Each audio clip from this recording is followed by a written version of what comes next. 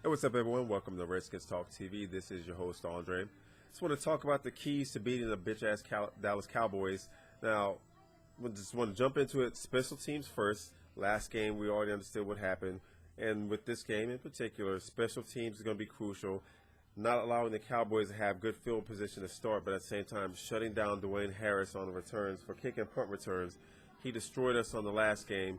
So hopefully we'll have better discipline on this game to shut him down.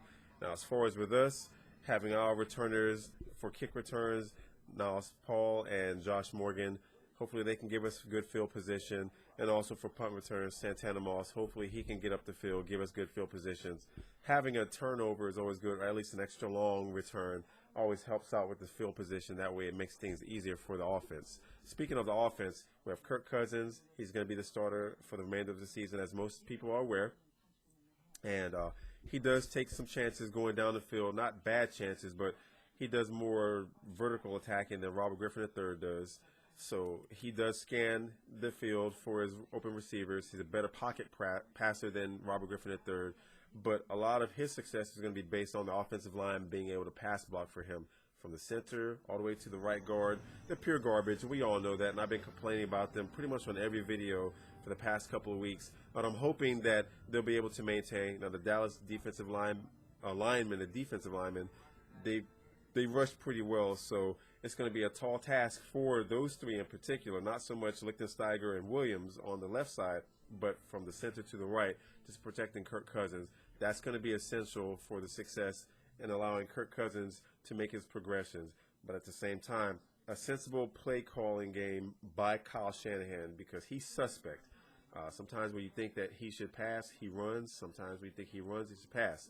But I'm more leaning towards the run, so hopefully we'll give the ball to Alfred Morris at least 25 times. The more rushes he gets, the stronger he gets throughout the game, and it breaks the will of the defense. So as long as we're able to get him to run off tackle, especially because the Dallas linebackers, they do good running sideline to sideline.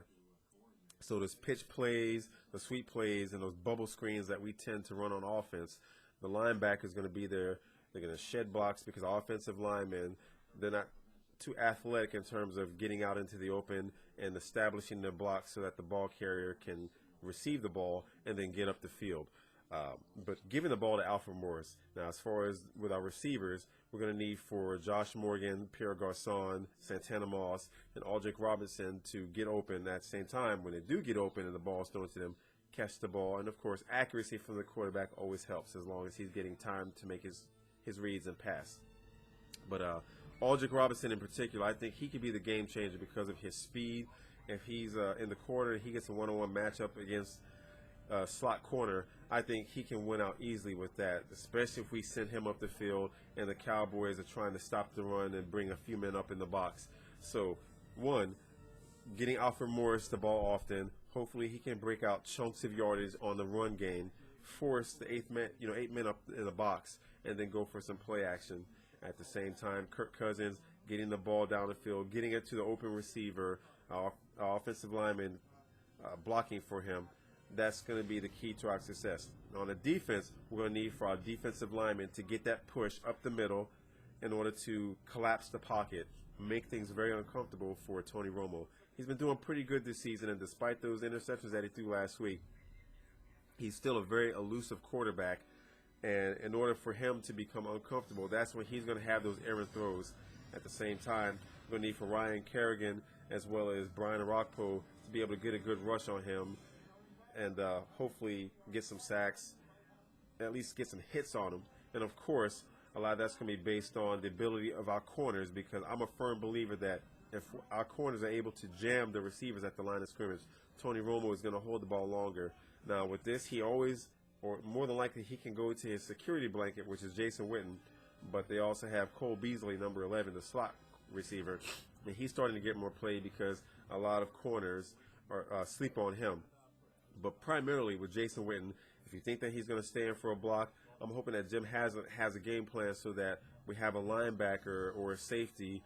Keep an eye on him just to make sure that he doesn't get a free run off the line of scrimmage. I'm not saying that you're going to block him, but at least when he goes out for a pass route, make sure that someone stays on his hip pocket. And this same holds true for Terrence Williams and Dez Bryant. because they're big receivers, fast receivers. Dez in particular, very difficult to bring down once he catches the ball. But D'Angelo Hall, if he can stay in his hip pocket, I'm talking about Dez's hip pocket, and play him and not try to play Tony Romo, that's where he has success. Because if he's playing his man, he's going to make sure that he shuts him down instead of trying to get the interception. And I'm hoping also David Amerson does the same thing on the opposite side, covering Terrence Williams. Play him close, jam him at the line of scrimmage. Don't be afraid, but play them physical within that first 5 yards. Josh Wilson having to cover Cole Beasley, I hope that he's able to shut him down. And, of course, whichever linebacker, whether it's London Fletcher or Perry Riley, just keeping an eye on Jason Witten, or at least a safety. Keep an eye on Jason Witten. That's going to be the key to our success. And, of course, our safeties being able to stay home and not allow for anything to develop deep down the field. But those are the keys to beating the punk-ass Dallas Cowboys. We beat them. We knocked them out of contingency for a playoff berth. And at the same time, it gives me a little bit of a breathing room so that I can go to work feeling smug about the fact that we beat the Cowboys, at least made things even throughout the season. Of course, whenever you're going up against a Cowboys fan, at some point in time, because you can't argue with a Cowboys fan because they're always going to bring up some bullshit about the rings that they won. Always talking about the past like they're the only team that's ever went to the Super Bowl. Yeah, they've gone and won more Super Bowl rings than us, but we've been to the big game and we have a few rings ourselves. And that's not really a topic of discussion, but for the Cowboy fans, it always comes up in an argument. But that's just how Cowboys fans are. They're universally linked, and it's all silliness. But it's always good to know that we can get that win over the Cowboys, especially if we beat them at FedEx Field. That's more than likely going to be the last game of this that London Fletcher plays for the Redskins at FedEx Field. So we want to make sure that that's a memorable game for him. But all the same, if you like this video, I hope that you like, subscribe, and share. And to my Redskins family, hail to the Redskins. Peace.